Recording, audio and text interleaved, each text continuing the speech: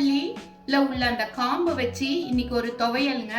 வாணலியில எண்ணெய் போட்டுக்கலாம். ஒரு மீடியம் சைஸ் வெங்காயம், 10 பல்லு பூண்டுங்க, அதையும் போட்டுடலாம்.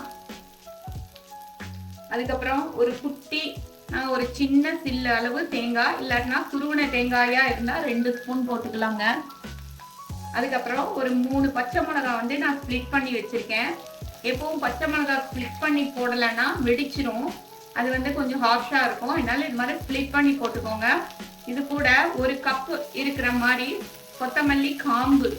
இந்த காம்பு நிறைய சத்து இருக்குங்க இதுல. அதனால இந்த கொத்தமல்லி காம்பை வந்து நம்ம போட்டு நல்லா ஃப்ரை பண்ணிடலாம். ஃப்ரை பண்ணி இது கூடவே வந்து ஒரு சின்ன எலுமிச்சம்பழம் சைஸ் புளி, அதுக்கு தேவையான அளவு உப்பு எல்லாமே நான் போட்டுட்டேங்க. இப்போ போட்டு இதை நல்லா ஃப்ரை பண்ணிக்கலாம். இப்போ கொத்தமல்லி நல்லா ஃப்ரை ஆயிடுச்சுங்க. அது கூட இந்த இலை இருக்கு இல்லையா, அது ஒரு சும்மா ஒரு 4-5 இலை ஃப்ளேவருக்கு மாத்திரம் போட்டுட்டு அடுப்பை ஆஃப் பண்ணிடலாம். இது வந்து நல்லா சூடு ஆறட்டும். ஆறின அப்புறம் மிக்சி ஜார்ல போட்டு நைஸா அரைச்சிடலாங்க. இந்த அளவு வந்து கொஞ்சம் குறகுறப்பா அரைச்சா போதும், ரொம்ப நைஸா அரைக்க கூடாது. இதுக்கு ஒரு கடுகு தாளிச்சிட்டா போதுங்க. சூப்பரா சுவையா கொத்தமல்லி காம்புல ஒரு துவையல் வந்து ரெடி ஆயிடுச்சுங்க.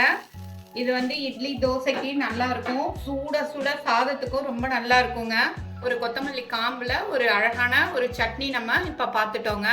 தேங்க்ஸ் ஃபார் வாட்சிங் அவர் கிராண்ட்மாஸ் கிச்சன். தேங்க்யூ.